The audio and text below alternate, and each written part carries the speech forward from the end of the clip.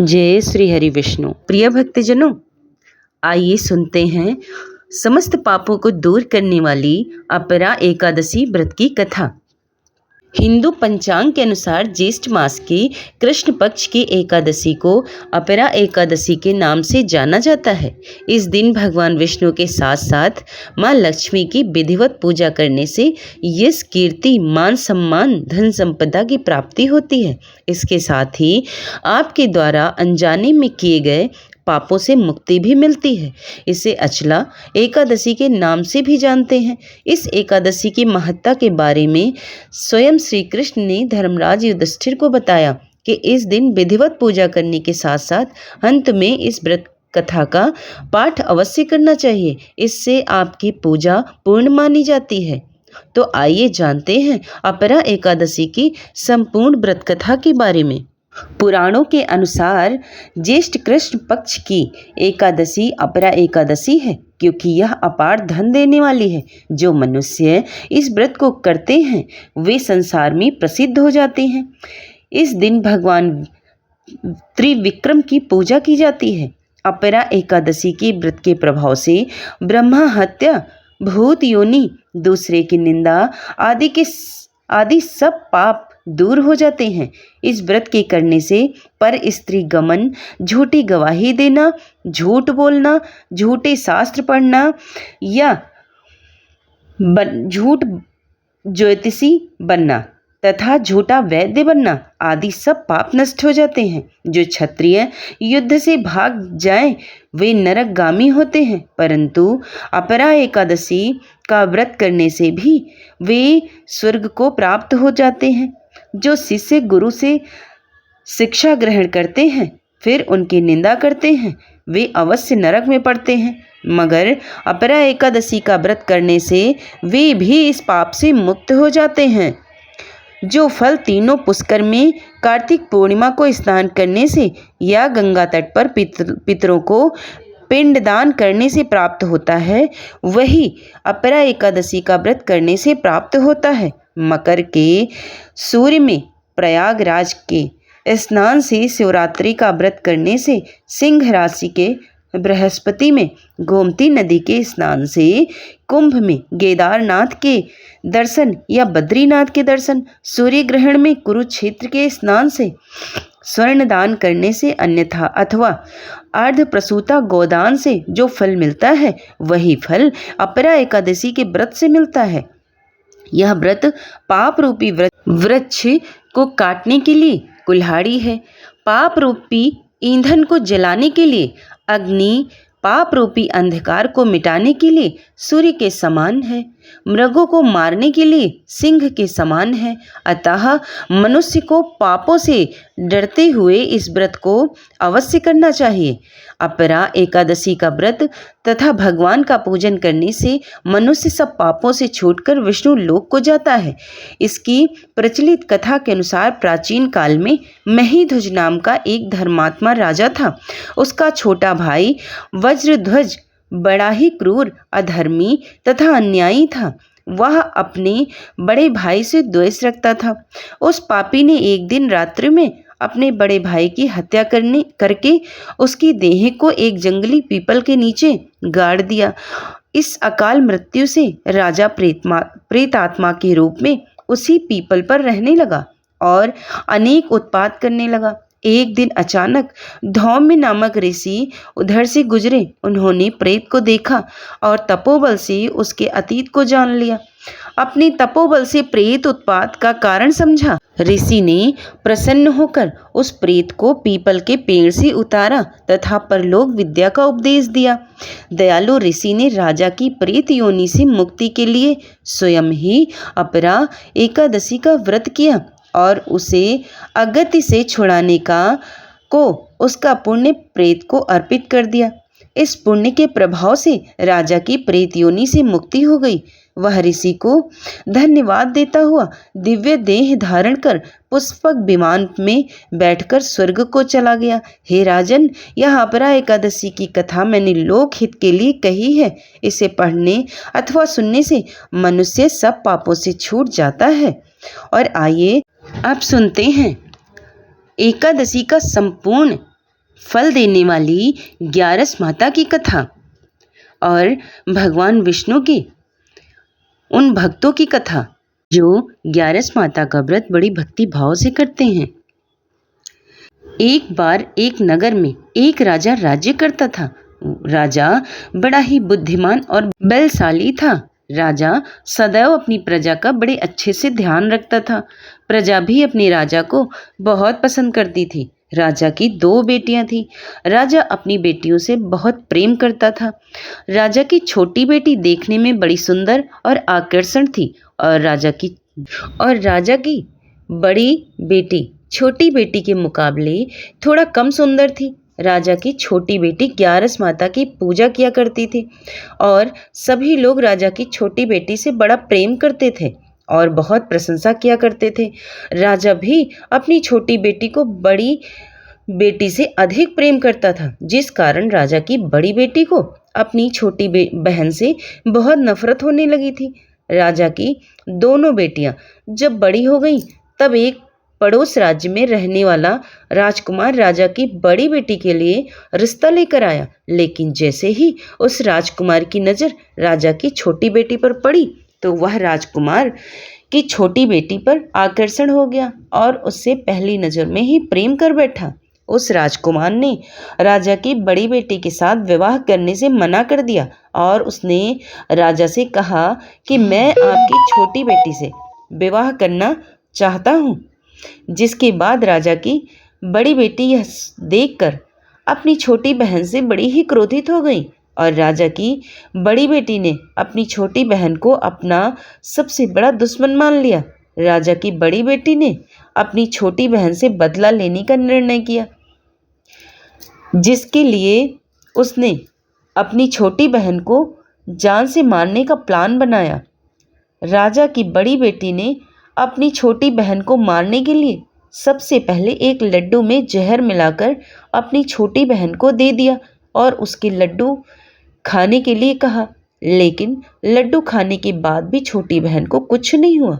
बड़ी बहन यह देखकर बहुत आश्चर्यचकित हो गई, लेकिन बड़ी बहन ने हार नहीं मानी और उसने जब रात में छोटी बहन अपने कमरे में सो रही थी, तब एक मटके में सांप रखकर उसे कमरे में छोड़ दिया। लेकिन सांप भी छोटी बहन का कुछ नहीं कर पाया।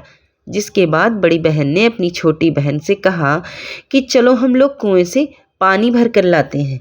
जिसके लिए वह अपनी छोटी बहन को पानी भरने के बहाने कुएं के पास ले गई और उसने अपनी छोटी बहन को कुएं में धक्का दे दिया।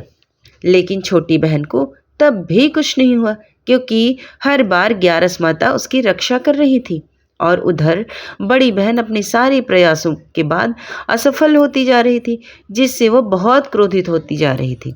फिर उसने अपनी छोटी बहन के पास जाकर उससे खुद ही पूछा कि मेरी छोटी बहन, तुमको पता है भगवान ने सबकी मृत्यु एक निश्चित समय पर लिखी है, और कैसे तुम्हारी मृत्यु होगी, क्या यह तुम जानती हो? तब छोटी बहन ने अपनी बड़ी बहन को बताया कि हाँ, मैं ये जानती हूँ, मेरी मृत्यु कैसे होगी।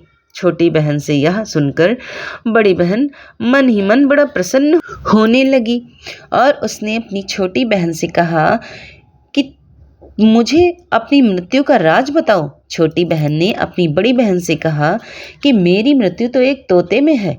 जो तोते के गले में एक हार है, उससे मेरी मृत्यु होगी। जब तक कोई भी व्यक्ति तोते को मारकर वह हार अपने गले में पहनेगा तो मैं मूर्छित हो जाऊंगी, और जैसे ही उस हार को अपने गले से उतारेगा तो मैं वापस से जीवित हो जाऊंगी। अपनी छोटी बहन की मृत्यु का राज जानकर बड़ी बहन बड़ी ही खुश हुई और उसने अपनी छोटी बहन को मारने के लिए उसके पालतू तोते को ढूंढना शुरू कर दिया। और छोटी बहन को इस बात का आभास हो गया था कि कोई उसकी जान लेना चाहता है, जिसके लिए वह अपने पिताजी के पास गई और उसने अपने पिताजी से कहा कि पिताजी, मेरी मृत्यु के बाद आप मुझे जलाइएगा मत, बल्कि आप मुझे अपनी पुरानी वाली हवेली में एक पलंग में लिटाकर छोड़ दीजिएगा। अपनी छोटी लड़की की यह बात सुनकर राजा बहुत आश्चर्यचकित हो गए। राजा ने अपनी छोटी बेटी से पूछा, बेटी, तुम ये क्या कह रही हो? तब राजा की छोटी बेटी ने बताया, पिताजी समय किसी के लिए नहीं रुका है, कब क्या हो जाए किसी को कुछ पता नहीं है। और फिर राजा ने अपनी छोटी बेटी से कहा, तुम ऐसी बातें क्यों कर रही हो? 2-3 दिन में तो तुम्हारा विवाह है। लेकिन छोटी बेटी ने अपने पिताजी को ऐसा करने पर मजबूर कर दिया और उनसे वचन ले लिया। राजा ने भी अपनी छोटी बेटी की बात सुनकर स्वीकार कर ली और 2-3 दिन के बाद जब शादी का समय आया तब राजकुमार बारात लेकर राजा के घर आया और राजकुमार अब राजा की छोटी बेटी का विवाह शुरू हो गया। जैसे ही राजा की छोटी बेटी राजकुमार के साथ फेरे लेना शुरू करती है तो उसकी बड़ी बहन अपनी छोटी बहन के कमरे में जाकर उसके तोते को पकड़ लेती और उसको जान से मार देती है। तोते के गले में जो हार था उसको अपने गले में धारण कर लेती है।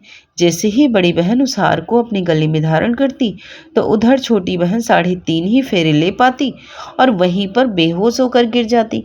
जिसके बाद राजा ने बड़े बड़े दर्द हकीमों को बुलाया और अपनी छोटी बेटी का इलाज करवाने के लिए कहा।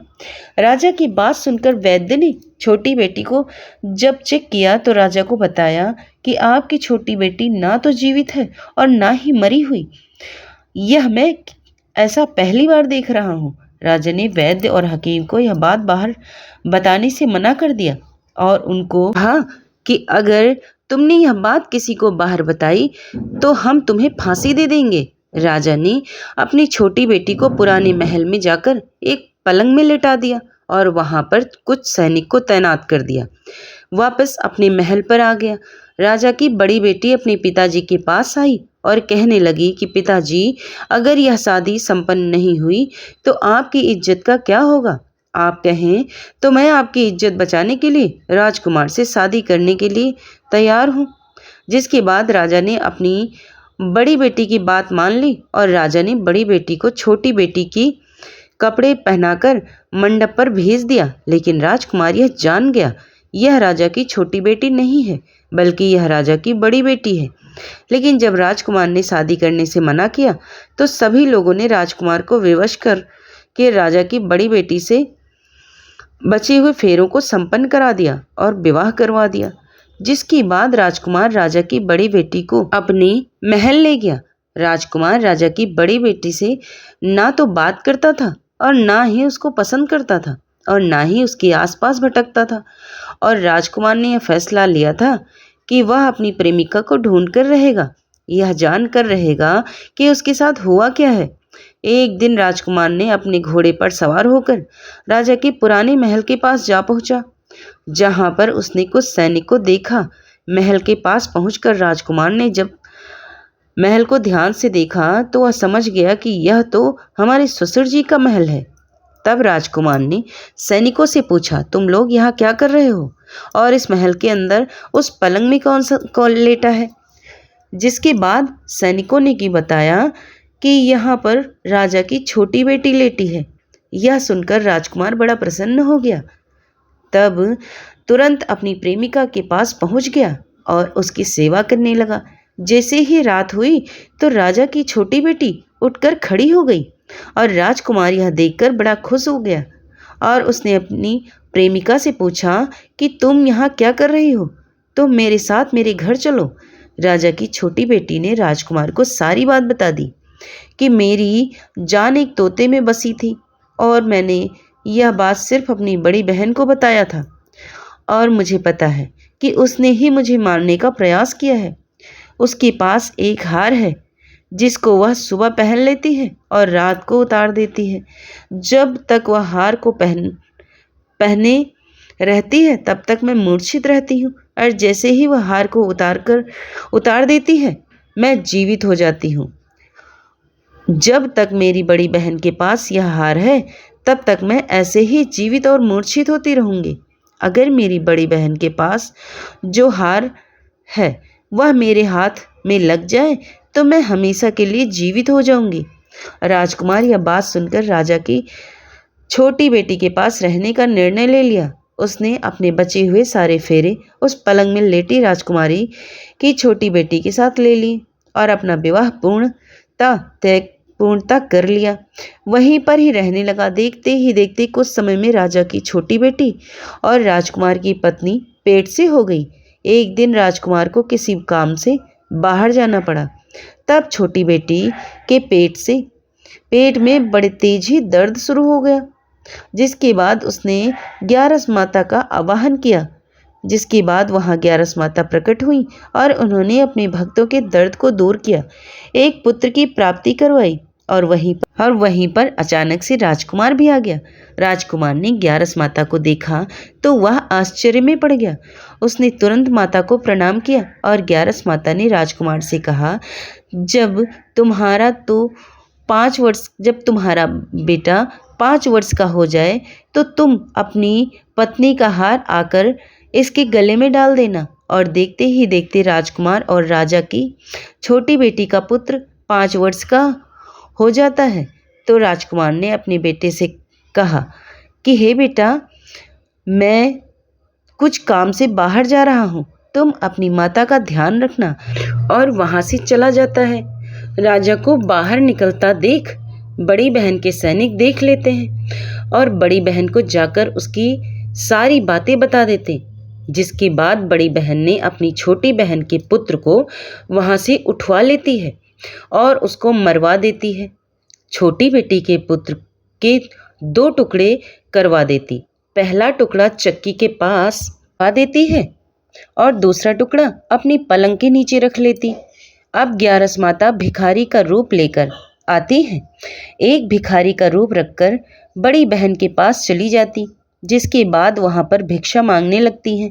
बड़ी बहन अपनी नौकरों से कहती है कि जाकर भिक्षा दे दो, लेकिन जैसे ही नौकर ग्यारस माता को भिक्षा देने के लिए आते तो माता उन्हें मना कर देती और कहती कि मैं तुम्हारी महारानी से ही भिक्षा लूँगी। जिसके बाद बड़ी बहन स्वयं ही भिक्षा के लिए माता के पास आती है। तब माता एक बिल्ली का रूप लेकर उसके कमरे में चली जाती और वहाँ पर छोटी बेटी के पुत्र कोई 2 टुकड़ों को आपस में जोड़ देती और उसे जीवित कर देती है। उसे वहाँ से ले जाती।